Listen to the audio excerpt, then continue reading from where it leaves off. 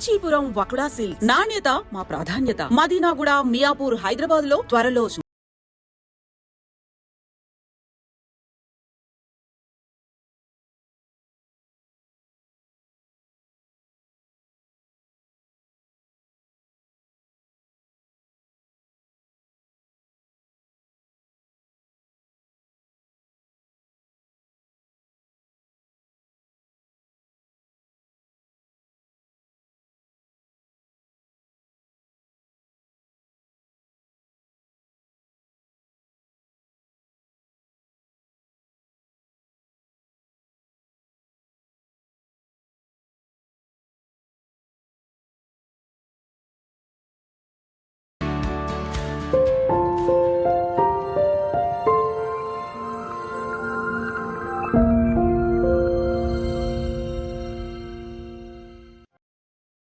ఇంట్లో 5గురు పిల్లలుంటే సందడి సందడిగా ఉంటుంది.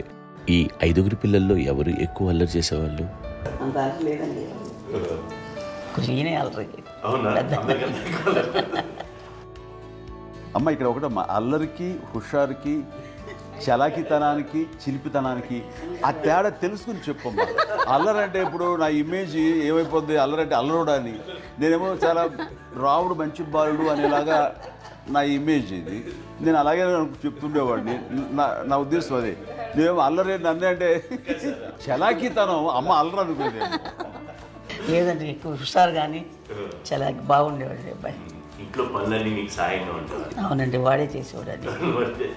అది ఇంట్లో ఎవరు ముట్టుకునేవాడు కాదు. మా నాగబాబు అస్సలు ముట్టుకునేవాడు కాదు.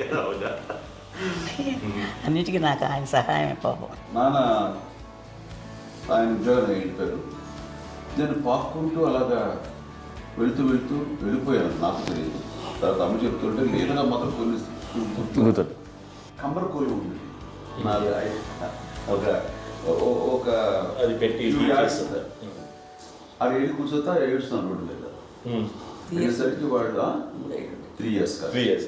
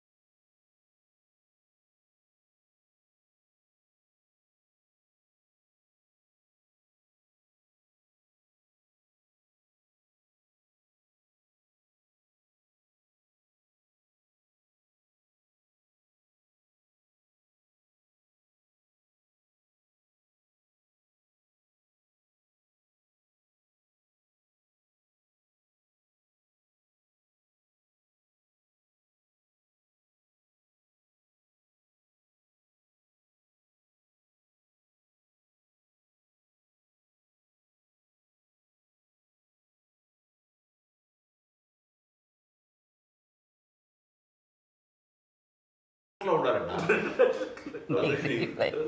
మరి నాగబాబు పాపం ఏముంది, తిన్నట్టు ఇష్టం. మరి అన్ని రకాలుగా నాన్న కోసం చేసి పెడుతుంటే మరి తను ఇష్టపడక ఆ తర్వాత లేకపోతే కోపడక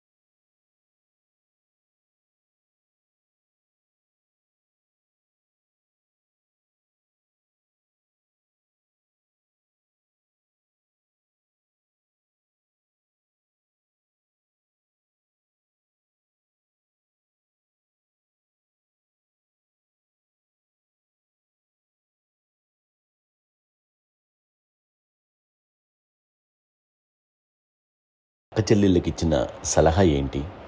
అంటే ఇండిపెండెంట్గా ఉండమంటారు అమ్మ, ఎవరిని డిపెండ్ అవ్వద్దు, మీ పిల్లల్ని నువ్వే జాగ్రత్తగా నేర్చుకో, ఎవరినైనా చేయకు, డిపెండెంట్గా పెట్టద్దు అని ఆవిడ మాకు బాగా ఎప్పుడు ఎక్కువ చెప్తుండేది.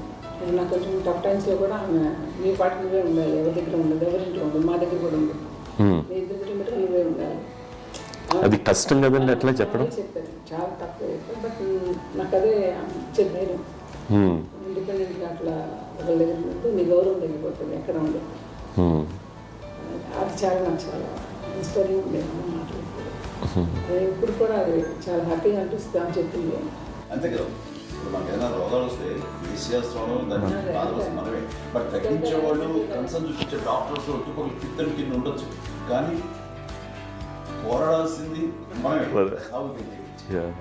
నాకు సార్ కొంచెం ఏదో ఒక డిప్రెస్డ్ ఇదేదో వస్తే ఫేస్ ఒకటి, నేనేదో ఇంకా మా అందరి నుంచి నేను సపరేట్ అయిపోయినట్టు ఒక సిచ్యువేషన్ వచ్చినప్పుడు అమ్మ నన్ను పట్టుకుని I'm there for you. Yes, ఎవరు నువ్వు అన్నా ఎస్ అన్న ఫ్రెండ్స్ కానీ ఎవరైనా సరే ఎప్పుడు కూడా అలోన్గా మటుకు అనుకోకు, నేను నాన్న ఆవిడ నన్ను పట్టుకొని ఇచ్చిన అఫెక్షన్ లేదా ఫీలింగ్ అసలు బలం అన్నమాట. ఇంకా ఏంటంటే ఏమన్నా చేయగలను నేను, పర్లేదు లైఫ్లో నాకు ఏదైనా సాధించగలను అని ఒక భరోసా తల్లి దగ్గర నుంచి రావడం అనేది నాకు ఎవరు అవసరం లేదనిపించింది. అంత స్ట్రాంగ్గా ఆవిడ support, very strong, very practical. అంత స్ట్రాంగ్ చేసింది నాన్న అని చెప్పండి.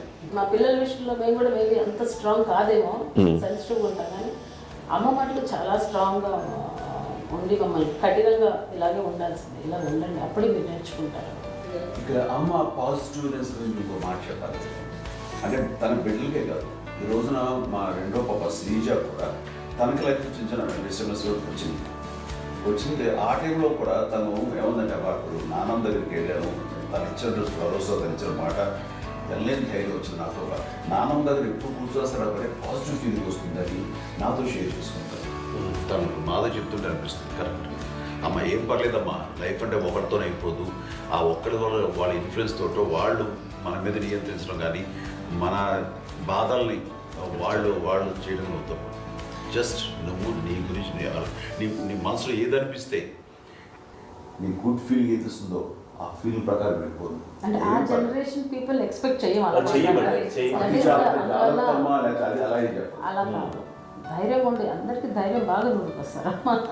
ఫాదర్ కూడా, మా నాన్నగారు కూడా అస్సలు ఎప్పుడు అనేవాడు, ఎప్పుడు మీరు పెట్టే చెయ్యి మీరు ఎప్పుడు పైన ఉండాలి తప్ప తీసుకుని ఎలా ఉండకండి, చేతులు పెట్టుకొని అనే అట్లాంటివి చెప్తుండేవాళ్ళు. అందుకని మాకు ఇంకా ఇండివిజువాలిటీ మాకు బాగా ఎప్పుడు కూడా ఒకళ్ళని అడగడం అని, ఈవెన్ బ్రదర్స్ని అడగాలన్నా కూడా మాకు అది పడిపోయింది మైండ్లో, కొంచెం కష్టంగా ఉంటుంది. సో నాకు అంటే ఆవిడ మా అమ్మ ఏదన్నా కొంచెం డిప్రెస్ అయినా నేను చాలా ఎక్కువ అమ్మకి షేర్ చేసుకుంటే, అన్నయ్య కూడా లేడు, అన్నయ్య ఉన్నప్పుడు ఓకే, లేనప్పుడు నేనే ఎక్కువ షేర్ చేసుకున్నాను. బట్ ద బెస్ట్ థింగ్ మా అమ్మ దగ్గర నుంచి హగ్ అండి. ఈరోజు కూడా మా అమ్మని హగ్ చేసుకోకపోతే అంటే అది నాకు మా అందరిలోనూ, అంటే ఆవిడ పెద్ద చదువుకున్న వ్యక్తి కాదు, పెద్దగా బయటికి వెళ్ళి నా ఎక్స్పోజర్ కాదు, కానీ ఇవాళ అన్నయ్య కానీ విజయ, మాధవి, నేను, కళ్యాణ్ బాబు ఈ రోజుకి టుగెదర్గానే ఉంటాం. మేబీ మాకు కొన్ని విషయాల్లో నాకు మా మాధవ్కి డిఫరెన్స్ ఆఫ్ ఒపీనియన్స్ ఉండొచ్చు, మా చెల్లికి, మా అన్నయ్యకి అట్లా ఉండొచ్చు, ఉంటుందండి ఫ్యామిలీ అన్న తర్వాత. కానీ ద ఇన్విజిబుల్ బాండేజ్ మా అమ్మ ఇచ్చింది, ఆ లవ్ అండ్ ఎఫెక్షన్, హగ్, అవన్నీ ఆవిడ నాన్ వెర్బల్ అడ్వైజ్ ఏంటంటే అందరూ అలా కలిసి ఉండాలనేది ఆవిడ నుంచి మేము నేర్చుకున్నాం. అది ఇట్స్ ఇస్ నాట్ వర్డ్లీ, అది నోటి మాట కాదు, అది వెర్బల్గా కాదు, నాన్ వెర్బల్గా చెప్పినటువంటి ఇది. సో అందుకని అది మాకు గొప్ప, మేమందరం ఇప్పుడు అలా ఉండడానికి కారణం, అంత కలిసి ఉండడానికి కారణం, మెయిన్ కారణం మా అమ్మ అండి. అది సో అందరూ ఉండాలనేది మా అమ్మ అడ్వైస్. ఇప్పుడు కూడా నేను ఎప్పుడైనా ఏదైనా ఫీల్ అయినా, అన్నయ్య ఫీల్ అయినా, లేదు నాన్న అట్లా వదుకు, ఇట్లా ఉండండి, ఇట్లా ఉండి, ఇప్పటికీ చెప్తుంది. మేము ఎవరైనా ఎప్పుడైనా మా చెల్లితో గొడవపడ్డా అనుకోండి, నేను అట్లా అనకరా అని, ఎట్లాగా అన్న ఏమో లేదులేమ్మా, ఏదో అన్నాను కానీ ఫీల్ అవ్వకమ్మా, మేమందరం కలిసి, ఆవిడని అసలు టెన్షన్ పెట్టవండి మేము. సో అలా అది ఆవిడ నేర్పించింది, అలా కలిసి ఉండటం అనేటువంటి బాండేజ్ని ఆవిడ తన ఒక హగ్తో చెప్పింది. అన్నయ్య సినిమా చూడండి, జాదుకే చెప్పాను చూడండి, అది మా అమ్మ దగ్గరే ఉందండి. శంకర్ దాదాలో చెప్తాడు చూడండి. ఇప్పుడు మోడర్న్ వర్డ్స్లో చెప్పాలంటే మీ అందరికీ ఆవిడ ఒక వైఫై లాంటిది. Yes, you can say that. Yes yes. ఇంకొక అడ్వైజ్ కట్టండి, అమ్మ విషయంలో నేను గొప్పగా ఫీల్ అయ్యేది, కానీ చాలామంది పెద్దలు రిటైర్ అయిపోయి విశ్రాంతి తీసుకుంటున్నటువంటి పెద్దలందరూ కూడా ఆచరించే విధంగా ఒక విషయాన్ని నేను గమనించాను. ఇప్పుడంటే నా దగ్గర ఉంటుంది కాబట్టి ఉన్నాను. అమ్మ విడిగా ఇంకొక ఇంట్లో ఉండేది, ఇన్ని సంవత్సరాలు నాన్నగారు దూరం దగ్గర నుంచి ఉండేది. 5 సంవత్సరాలు ఒంటరిగా ఉండి నన్ను బిడ్డలందరూ ఎవరు మానవాళ్ళు వెళ్ళిపోయారు, నేను ఒంటరి అయిపోయాను అన్న ఫీలింగ్ అమ్మకు ఎప్పుడు ఉండేది కాదు.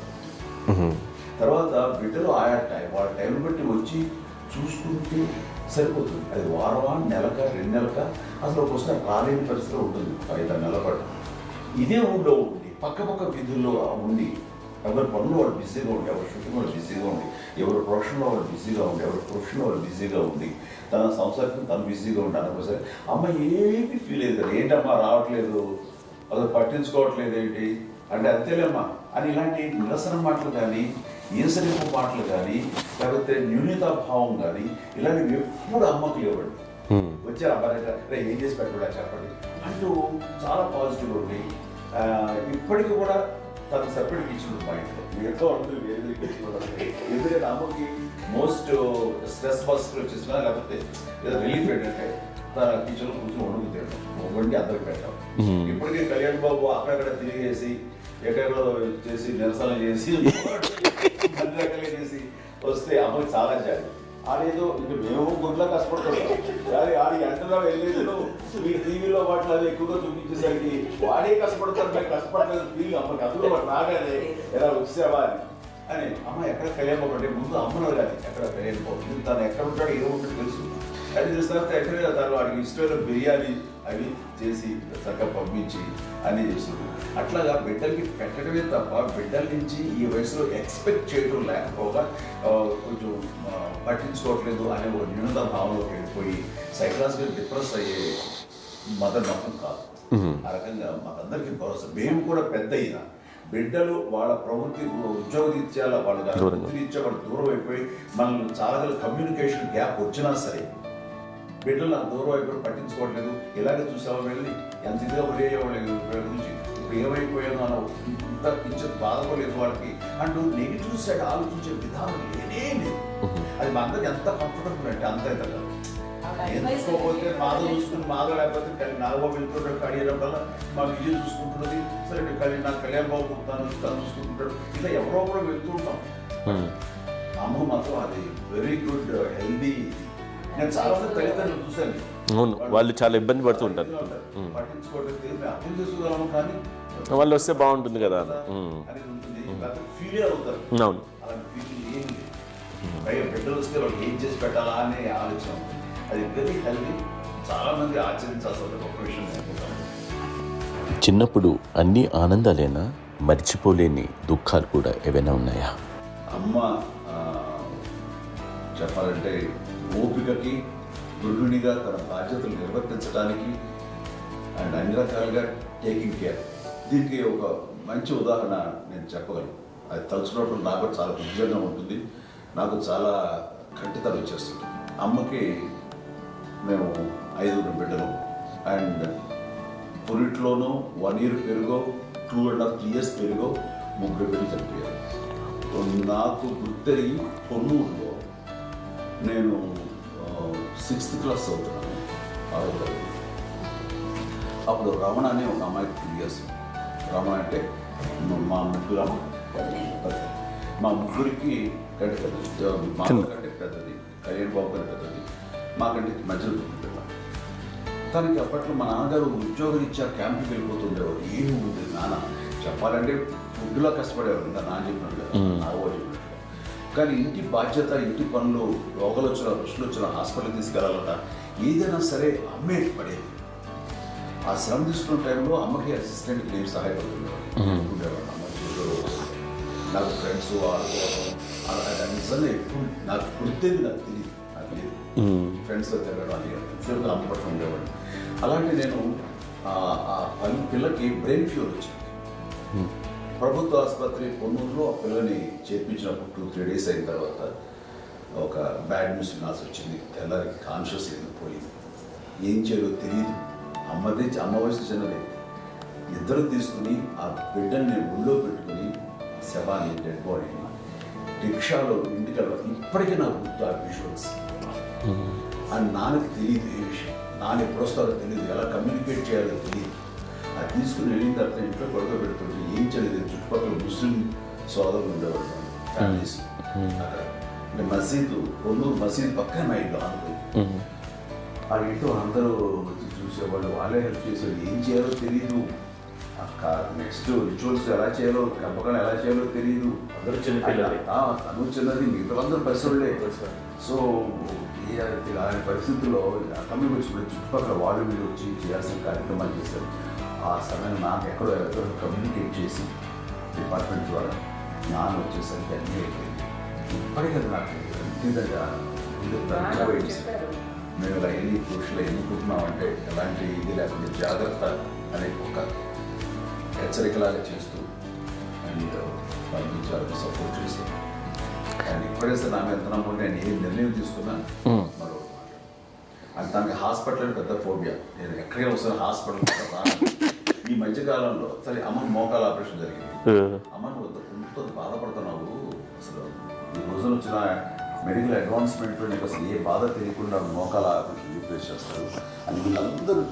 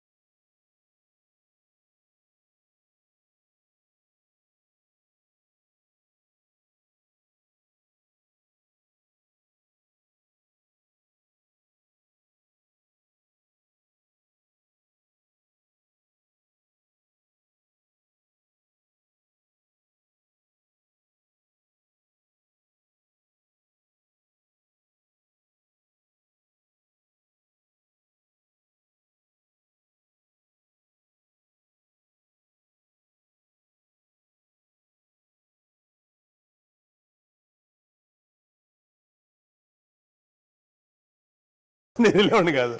అమ్మకి ఎప్పుడు ఏంటంటే ఒక ఇదే పని చేయడని, అంతే. నిజంగా ఏ పని చేసేవాడిని కాదు. అవునా? లేదు లేదు లేదు మహాప్రేమ.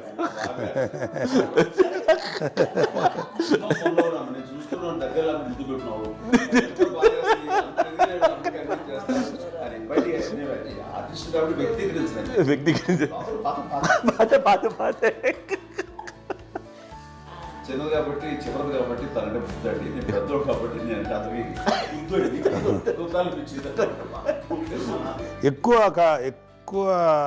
కష్టపడింది. కానీ మా నాన్నగారి చేతిలో ఎక్కువ అంటే నాన్న బాగా కోపం ఎక్కువ అనుమానించింది. కానీ అన్నయ్య పాపం బాగా దొరికేసేవాడు పాపం. ఒకసారి అంటే మరి మాకే అనిపి ఏంటి ఇంత దారుణంగా ఉంది నాన్న మీద కోపం వచ్చేది నాకు. నాన్న మీద కోపం వచ్చేది, నాన్న చేసి బాధ అనిపించేది. అమ్మాయి ఏమనేది కాదు. సరే అయినా సరే ఎప్పుడు కూడా పోనీ అన్ని చేసినా మళ్ళీ తను హైపర్ యాక్టివ్ అన్నయ్య. ఫుల్ ఇప్పటికీ ఉన్నాడు. ఇప్పుడు ఈ రోజు కూడా అదే అన్నయ్య, సేమ్ హైపర్ యాక్టివ్. యూజువల్గా పెద్ద కొడుకు కొంచెం అంటే సూపర్గా ఒక నిదానంగా ఉంటాడు అంటారు. బట్ అన్నయ్య దాని జస్ట్ ఆపోజిట్. యూజువల్గా ఆఖరి పిల్లలు హైపర్ యాక్టివ్ ఉంటారు, అన్నయ్య పుట్టడమే భయంకరమైన హైపర్ యాక్టివ్. ఒకప్పుడు అమ్మాయిల్ని ఎక్కువగా బయటికి పంపించేవాళ్ళు కాదు, అబ్బాయిల మీద కూడా అనేక ఆంక్షలు ఉంటూ ఉండేవి. మీ పిల్లల్ని అలా ఆంక్షల మధ్య పెంచారా, లేకపోతే పూర్తి స్వేచ్ఛనిచ్చారా?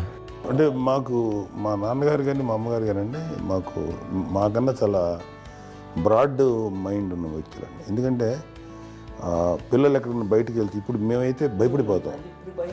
మా విజయ్ కానీ మా చిన్న చెల్లి అన్నయ్య నేను అందరం కూడా ఇవాళ ఉన్న పరిస్థితిలో వాళ్ళు ఎప్పుడు భయపడేవాళ్ళు కాదండి. ఎక్కడికి వెళ్తాను నీళ్ళని ఇచ్చేవాళ్ళు, లేట్ అయినా అసలు ఏమనేవాళ్ళు కాదు. లేకపోతే ఏదైనా మోటార్ బైక్లు వేసుకున్నాం, లేకపోతే కారులో ఎట్లా పడితే ఎట్లయినా సరే ఏమనేవాళ్ళు కాదు. వాళ్ళు తెలియకుండానే మాకు ఒక ఫ్రీడమ్ ఇచ్చారండి.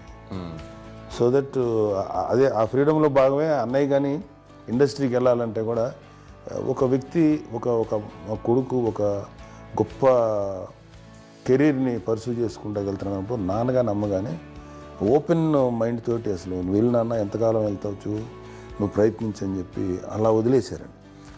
అన్నయ్య కూడా ఏంటంటే మోస్ట్ రెస్పాన్సిబుల్గా వెళ్ళి చాలా మేజర్ అమౌంట్ అన్నయ్యకి కూడా పెద్దవు అమ్మకు వందలు ఇచ్చేది కాదు. కరెక్ట్గా ఆ ఇన్స్టిట్యూట్లో చదువుకునేటప్పుడు ఎంత ఇవ్వాలో కరెక్ట్గా ఇచ్చేది. తనకి ఎక్స్ట్రా ఖర్చు పెట్టుకుంటే అంటే అట్లా ఉండేది పరిస్థితి. అంతే కదా, అంత జాగ్రత్తగా అన్నయ్య కూడా అంత రెస్పాన్సిబిలిటీగా రెసిప్రోకేట్ అయ్యి చేసి అందువల్ల మా అమ్మ నమ్మకం చూడాలి, మా అమ్మగారి మా నాన్నగారి నమ్మకాన్ని ఎప్పుడు అది పాటు ఇంత నమ్మకానికి 10 times ఇచ్చాడు. ఏ వయసెస్ వైపు కానీ ఏ అలవాట్ల వైపు కానీ ఎందులో ఇండల్జ్ అవ్వకుండా నాకు నేనుగా నియంత్రించుకుంటూ సరైన మార్గంలో వెళ్ళేలాగా నాకు వెళ్ళడానికి లోపల ఆ స్ట్రాంగ్ థాట్. అడగగానే వాళ్ళు రెసిస్ట్ చేస్తే ఇచ్చానని ఆపేశారు అని ఏదో చిన్న రిలక్టెంట్ ఫీలింగ్ ఉంటుంది. వాళ్ళ మీద చిన్న కోపం నిరసన ఉండేది. వాళ్ళు అలా లేకపోవడానికి వాళ్ళు వెంటనే అడిగిన వెంటనే జాగ్రత్త అనే నిర్ణయం ఉండేది. కానీ జాగ్రత్త అని హెచ్చరిక చేయడంతో నాకు మరింత బాధ్యత తిరిగి గుర్తు తిరిగి నేను నడుచుకుంటూ వెళ్ళాను. కాబట్టి అది నాకు ప్లస్ అయింది వాళ్ళ దగ్గర. అంటే మదర్ అంటే తల్లినే కాదు, మదర్ ఫిగర్ ఎవరిచ్చినా సరే అది నానైనా తల్లితో సమానం అనుకుంటాను. నాకు చెప్పినట్టుగా అట్లాగా అలిసిపోయి వచ్చిన నాకు కాళ్ళు నొక్కుతుంటే నాకు భయం వేసేసేది. ఆ తర్వాత పడుకో గమనించేవాడు, అది కూడా కోపం.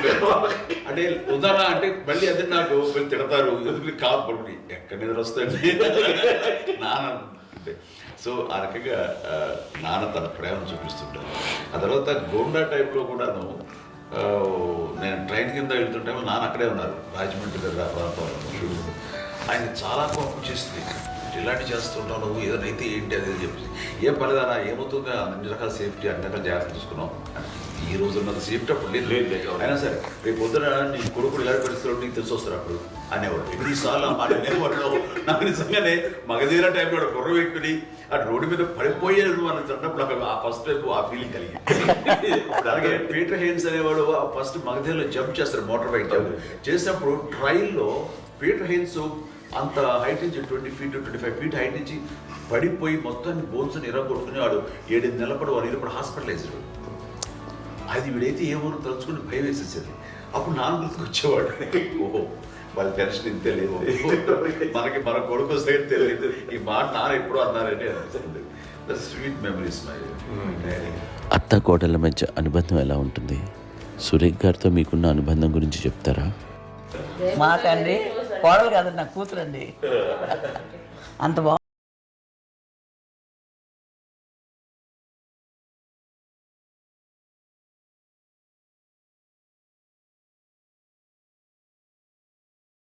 ఒక అందమైన ఉమ్మడి కుటుంబం, అందరూ కలిసి ఉంటారు. ఇంత ఆనందంగా ఉండడానికి కారణం ఏంటి? దీనికి పునాది ఎవరే వేశారు? మా నాన్నగారి క్వాలిటీ నేను ఎగ్జాంపుల్ చెప్పగలను. అమ్మ వాళ్ళ ఇంట్లో పెద్దది, వాళ్ళ నాన్నగారు అంటే మా తాతయ్య గారు ప్రొహిబిషన్ డిపార్ట్మెంట్లో సిఐగా ఎస్ఐగా చేశారు. ఏదో మా ఇన్స్పెక్టర్ సిఐ చేసి ఆయన కాలం చెందారు. చాలా ఎర్లీగా 48 years చచ్చిపోయారు. 40 చచ్చిపోయారు. 40 దాదాపు 40 సరిపోతే ఆయనకి అప్పటికి అమ్మ కాకుండా 4 బిడ్డలు. అమ్మ తర్వాత అబ్బాయి తర్వాత 3 ఆడపిల్లలు. వాళ్ళు ఏంటంటే రాకరావిడి నాగబాబు కంటే కూడా చిన్నవాడు. అది ఆ వయసు అంత చిన్నవాడు. అమ్మ మా పిన్నమ్మలు నాకంటే చిన్నవాడు. అలాంటి పిన్నమ్మల్ని ఆయన వీళ్ళ నాగ చనిపోయిన తర్వాత తన ఫ్యామిలీ అంతగా నాన్న పెంచారు. నాన్న కూడా అరాపురా శాలరీ మీద బతికేదే తప్ప కూడా కాదు. సో తనకు మిగిలిన దాంట్లో మళ్ళీ ఆ ఫ్యామిలీని చూసుకోవడం, మా అమ్మమ్మను చూసుకోవడం, వాళ్ళ మంచి చెడు చూసుకోవడం. వాళ్ళకు ఇల్లు మాత్రం ఉంది మొగల్తూరులో. ఆ ఇంట్లో వాళ్ళు అద్దెకు వస్తే ఆ కొంచెం డబ్బు నానిచ్చే డబ్బు, అక్కడ పొలం కొనిచ్చారు. ఆ పొలం మీద వచ్చే డబ్బుతోటి అంతా బాగా చూసుకోవాలి తన ఫ్యామిలీ లాగా. కాబట్టి నాన్న ఫస్ట్ సూత్రధారి. అమ్మ కూడా ఫ్యామిలీ బాండింగ్ టుగెదర్నెస్ అనేది స్ట్రాంగ్గా ఉండటానికి నాన్న ఏర్పాటు చేసినటువంటి బీజం. అది అమ్మ కంటిన్యూ చేస్తుంది. మేము ఇవన్నీ చూసి మేము నేర్చుకుని మేము టుగెదర్ అట్లానే ఉంటాం. అందునే we are very rich in terms of emotional bonding. ఇప్పటికే ఎవరికి ఏ కష్టం వచ్చినా, ఎవరికి ఏది ఇబ్బంది వచ్చినా సరే మొత్తం అందరం గుమిగూడిపోతాం.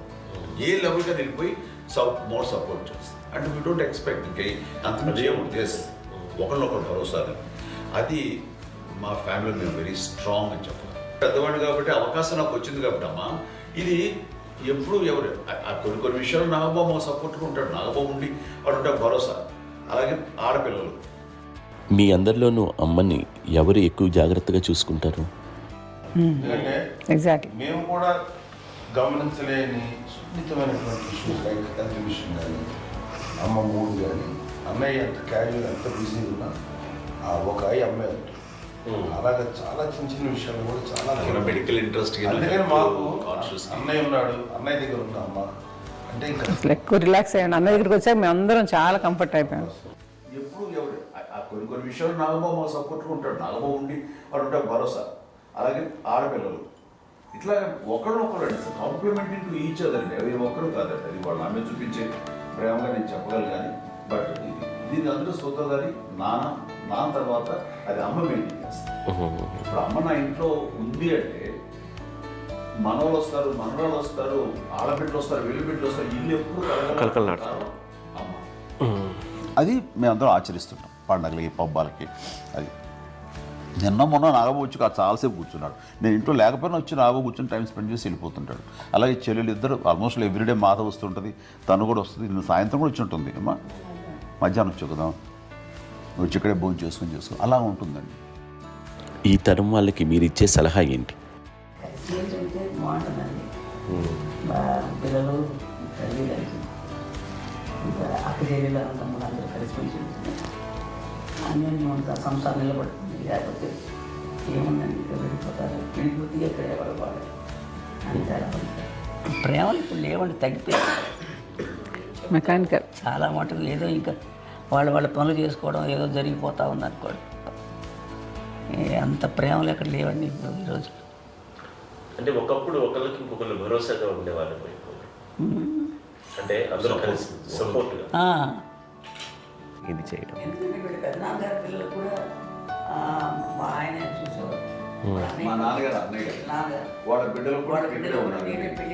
వాళ్ళని కూడా అమ్మాయి వాళ్ళ ఆడపిల్లలు కూడా అమ్మాయి చూడండి. నాన్న ఎట్లయితే తన చెల్లెలు చూసుకున్నారో అట్లే నాన్న తరపు అమ్మగారి పిల్లలు వాళ్ళు చనిపోయారు చెల్లి గారు. వాళ్ళ బిడ్డలకి పెళ్లిళ్ళు పేరెంటాలు అన్నీ చేసింది అమ్మాయి.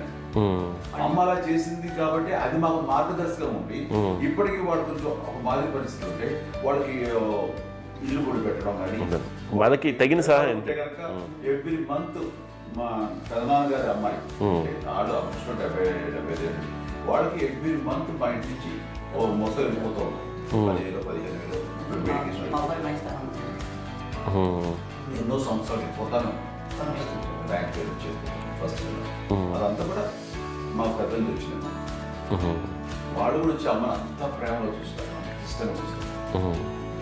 అమ్మ ఇందాక చెప్పినట్లు ఇచ్చే మెసేజ్ ఏంటన్నది అమ్మ మాటల్లో చెప్పాలంటే బంధాలు బాంధవ్యాలు అన్నది ఎనలేని ఆస్తి పాస్తులు. సో ఎలాగైతే డబ్బు ఎంత సంక్రమించింది, ఎన్ని ఆస్తులు వచ్చాయి ఫిజికల్గా అనే దాని మీద కంటే కూడా ఇవి ఆస్తిగా తీసుకుంటూ దీన్ని విలువ ఎరిగి గుర్తెరిగి దాని ప్రభావం తెలుసుకుని అది కనుక మనం ఇచ్చిపుచ్చుకుంటే ఫ్యామిలీలో అంటే దాన్ని మించినటువంటి గొప్ప సంపద కష్టాలు వచ్చినప్పుడు డబ్బు తీరుస్తుంది కాదండి, కష్టం వచ్చినప్పుడు ఒక భుజం తీరుస్తుంది, ఒక చేయూత తీరుస్తుంది. అది మన బ్లడ్ రిలేషన్ మనలో మనకి అది ఉండటం అనేది అదృష్టంగా ఫీల్ అవుతుంది. అంటే ఒకసారి అమ్మ చూసి నాకు ఎందుకు అనిపిస్తుంది అంటే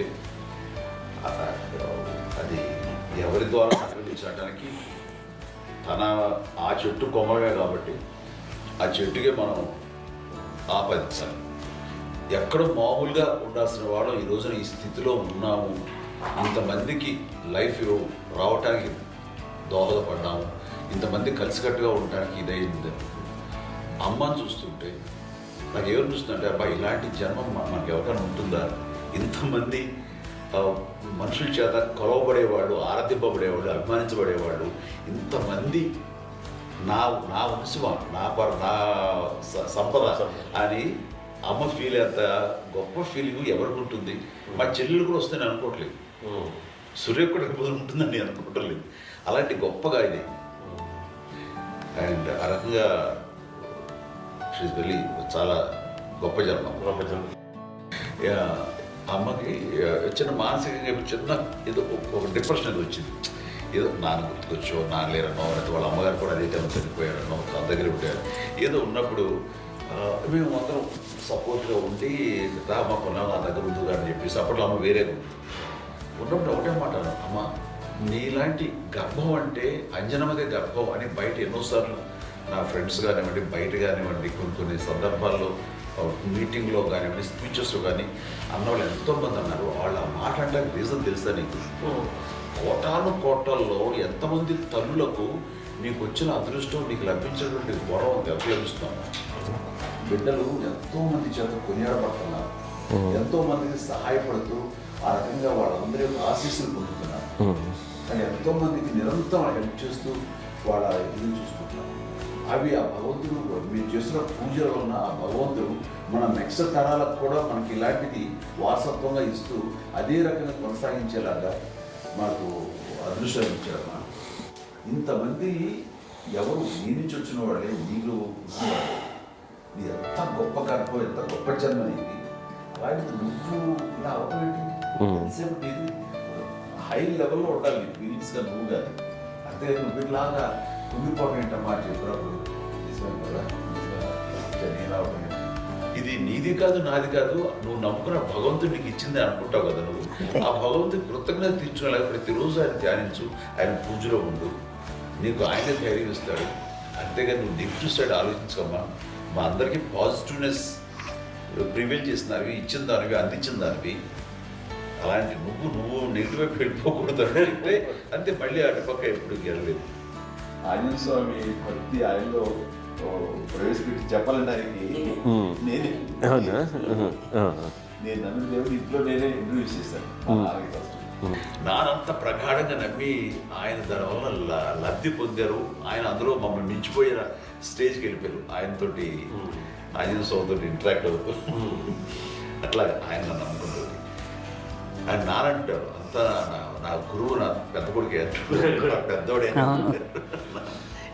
గురువు